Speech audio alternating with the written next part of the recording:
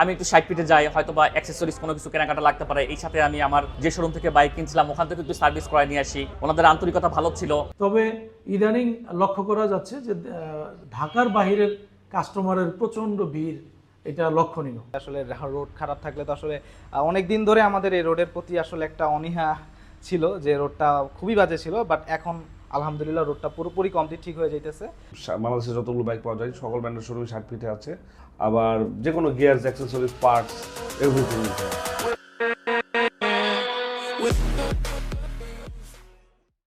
এতদিন হচ্ছে আমরা যেই ফ্রেমে ভিডিও দেখছি ওই ফ্রেমটা হচ্ছে এইটা, আর এখন আমি এইখানে বাইকটা থামাবো, অ্যান্ড থামানোর পরে যেই ফ্রেমটা স্টার্ট হবে সেটা হলো যে ক্যামেরাটা আজকে নতুন সেট দিলাম, মানে নতুন কিনে হেলমেটে সেট করলাম ওইটার। তাহলে এই ভিউ থেকে আজকের মতো বিদায়।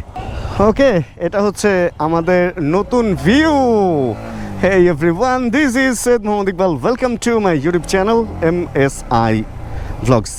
আজকের ভিডিওতে আমরা 60 ফিট রাস্তা নিয়ে কথা বলবো। 60 ফিট রাস্তা নিয়ে যদি কথা বলতে হয় তাহলে 60 ফিট নামটা শুনলেই প্রথমেই যে ব্যাপারটা মাথায় আসে সেটা হচ্ছে বাইকারদের একটা হাব, মানে যেখানে অনেক অনেক বাইকার দেখা যায়। এখানে আসলেই বা বাইকের বিভিন্ন অ্যাক্সেসরিজ, বিভিন্ন পার্টস, বিভিন্ন নতুন বাইক, পুরান বাইক, মানে বাইকের পাওয়া যায় না এমন কিছু এই 60 ফিটে নাই। মাঝখানে রাস্তাটা কিছুদিন খারাপ ছিল, এই কারণে 60 ফিটে লোকজনের আনাগোনা একটু কম ছিল, অ্যান্ড এখন এরকম রাস্তা ভালো হয়ে গেছে। কিছু কিছু জায়গায় এখনো খারাপ আছে, বাট এই রোজার মধ্যে আশা রাখা যায় যে সব জায়গায় ভালো হয়ে যাবে।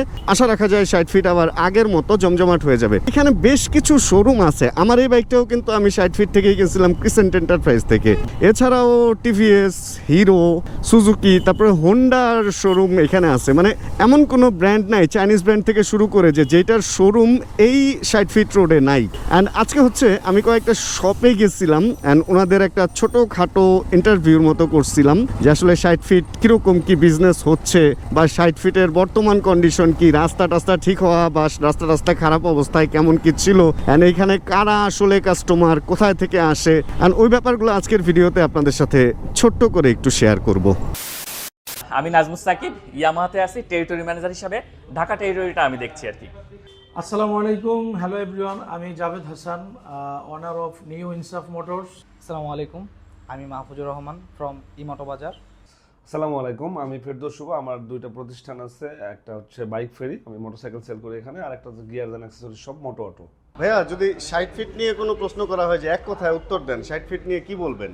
আসলে 60 ফিট নিয়ে যদি বলতে হয়, 60 ফিট হচ্ছে বাইকারদের সেকেন্ড হাব। হাব বলছি এই কারণে যে ক্রিসেন্ট এন্টারপ্রাইজ মিরপুর থেকে একটা স্লোগান উঠছিল একসময় যে বাইকারদের সেকেন্ড হোম হচ্ছে ক্রিসেন্ট এন্টারপ্রাইজ মিরপুর। এখন 60 ফিটে এত পরিমাণ বাইকের অ্যাক্সেসরিজ বলেন, পুরাতন বাইকের শপ বলেন, নতুন বাইকের শপ বলেন, মানে সব কিছু মিলায়ে বাইকারদের জন্য এমন একটা আস্থার জায়গা যে বাইকাররা বাইক নিয়ে কোনো কিছু চিন্তা করলেই আগে 60 ফিটের নাম চলে আসে। আমাদের এখানে একটা পুরাতন বাইকের একটা হাটের মতোই বলা চলে, যেহেতু 60 ফিটকে কেন্দ্র করে বাংলাদেশে বড় বড় ব্র্যান্ডেড কোম্পানিগুলো এখানে বিজনেস করে। আমার পাশে আছে ইয়ামাহা, বাজাজ, হিরো, হোন্ডা, এর পাশে রয়্যাল এনফিল্ড, টিভিএস। অর্থাৎ আপনি যে কোনো নতুন বাইকের শোরুমের পাশাপাশি আপনি আমাদের রিসেল বাইকগুলো অর্থাৎ ইউজ বাইকগুলোর শোরুম ইউজ পরিমাণে পাবেন। এমনকি আপনি যে কোনো পছন্দের যে কোনো মডেলের বাইক অ্যাভেলেবেল আমাদের শোরুমগুলোতে পেয়ে থাকবেন। 60 ফিটে তো আসলে moto related shop, showroom, service centre সব কিছুই আছে। তো ওভারঅল তো আমাদের এই রোডটা আসলে পরিচয় আসলে বাইক রিলেটেড বিষয় নিয়ে আর কি। 60 ফিট নিয়ে কি বলবো, এটা বলতে পারেন যে বাইকারদের আস্তানা, মানে বাইকিং রিলেটেড সকল শপ এবং সকল সলিউশনই 60 ফিটে আছে। যেমন ধরেন যে আপনার ওয়ার্কশপ, তারপরে হচ্ছে বাইকের শোরুম, মোটামুটি সকল ব্র্যান্ডের শোরুমই বাংলাদেশে যতগুলো বাইক পাওয়া যায় সকল ব্র্যান্ডের শোরুমই 60 ফিটে আছে, আবার যে কোনো gears, accessories, parts everything is here. ভাইয়া, 60 ফিটে যে কাস্টমারগুলো আসে ওনারা কি মিরপুর বা এর আশপাশেরই নাকি সারা বাংলাদেশ থেকে? না ভাই, 60 ফিটটা আসলে কি এমন বাইকারদের জন্য মানে এমন স্বনামধন্য হয়েছে যে সারা বাংলাদেশ থেকে এখানে আসে।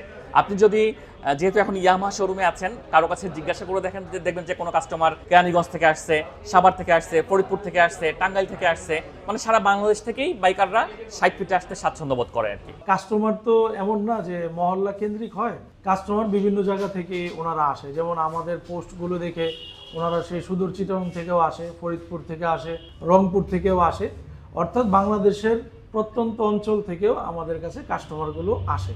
আর আশেপাশের কাস্টমার বা যারা চলতি ফিরতি কাস্টমার আছে তারা তো ভাই ব্রাদার, তারা অনেক সময় গাড়ি এক্সচেঞ্জ করে নিয়ে যায়, নতুন গাড়িও নেয়। তবে ইদানিং লক্ষ্য করা যাচ্ছে যে ঢাকার বাহিরের কাস্টমারের প্রচণ্ড ভিড়, এটা লক্ষণীয়। না না, আমরা আসলে অনলাইনেও দেই, আবার আমাদের অফিসে বেশিরভাগই আসলে বাইরে থেকেই আসে।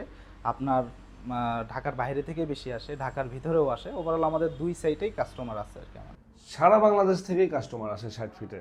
যেমন ধরেন যে বাংলাদেশের বিভিন্ন জায়গা থেকে আসে, মাদারীপুর, চিটাগং, মাগুরা, নওগাঁ, সব জায়গা থেকে কাস্টমার আসে। যারা এখান থেকে বাইক নেয় তারা সার্ভিসের জন্য কি এখানেই আসে নাকি লোকালি এখন সার্ভিস? এখানে কিছু ব্যাপার থাকে, মনে করেন যারা অফিসিয়াল বাইকগুলো কেনে, তো অফিসিয়াল বাইকের তো সুবিধা যে সারা বাংলাদেশের সার্ভিস পায়, তো তারা অনেক সময় বাড়ির আশেপাশে থেকে সার্ভিস নিয়ে থাকে।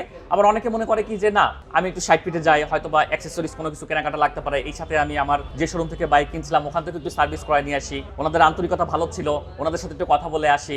তো ওনারা এখানেও আসে, আবার অনেকে এলাকা থেকেও সার্ভিস নিয়ে ফেলে। ভাইয়া, রোডঘাটের যে অবস্থা 60 ফিটে, এটার জন্য কি বিজনেসে কোনো এফেক্ট পড়ছিল? এটা আসলে আমার পার্সোনাল অপিনিয়ন যে রোডঘাটের কারণে, মানে রাস্তাঘাটের কারণে একটু প্রবলেম হয়েছিল। কারণ 60 ফিটের যে রাস্তা যে অবস্থা ছিল কিছুদিন আগে, এটা আসলে ভয়ানক অবস্থা ছিল। যে কোনো পাশ থেকে ঢুকে মিডিল পয়েন্টে আসতে মিনিমাম 1 ঘন্টা লেগে যেত ভাঙাচোরার কারণে। সো এখন কিন্তু রাস্তা মোটামুটি ভালো হয়ে গেছে, এবং রাস্তা ভালো হওয়ার কারণে কিন্তু আমরা ফিডব্যাক দেখতে পাচ্ছি, আনাগোনা অনেক বেশি বেড়ে গেছে। আর যারা ভাবছিলেন যে 60 ফিটের রাস্তা খারাপ, এখন কিন্তু ভালো হয়ে গেছে। আমার মনে হয় এখন 60 ফিটে আপনারা মুভ করতে পারেন। আসলে রাস্তা নিয়ে কিছু বলার নাই, কারণ বাংলাদেশের প্রতিটা রাস্তাঘাট আমি যদি বলি যে খুব সুন্দর, তাহলে আমাকে আমার এই কমেন্টসের কারণে অনেকে হয়তো ব্যাডস কমেন্ট করবে।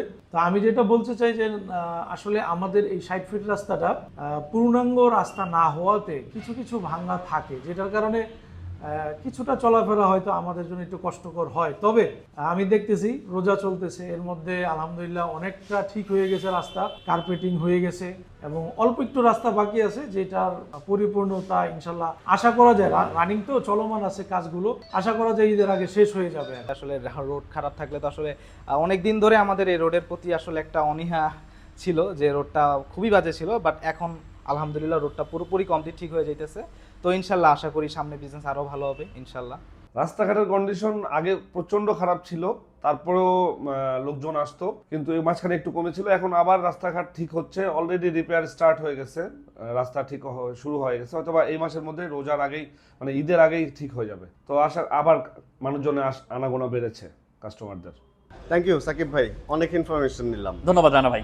জি ভাইয়া, ধন্যবাদ। জি ভাই, ওকে, আসসালামু আলাইকুম।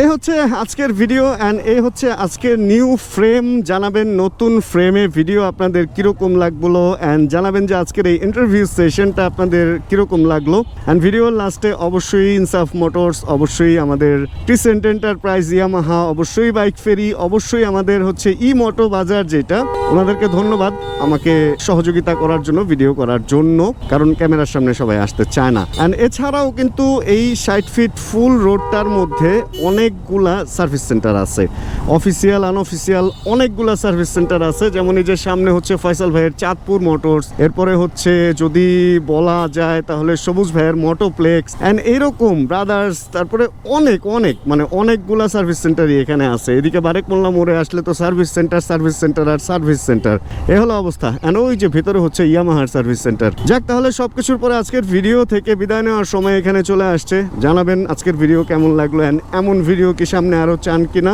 আর যদি আজকের এই ছোট্ট ভিডিওতে কোনো কিছু ভালো লাগে, প্লিজ একটা লাইক দিয়ে দিন। চ্যানেলে যদি নতুন হন প্লিজ সাবস্ক্রাইব করে আমাদের ফ্যামিলি মেম্বার হয়ে যান। জানাবেন কে কোন জায়গা থেকে ভিডিও দেখছেন, আর যতক্ষণ পরবর্তী ভিডিও নিয়ে আমি না আসতেছি ততক্ষণ ইনশাআল্লাহ আমরা থাকবো ভালো, আমরা থাকবো সুস্থ, এবং করতে থাকবো চিল ইনশাআল্লাহ। Chill, bro.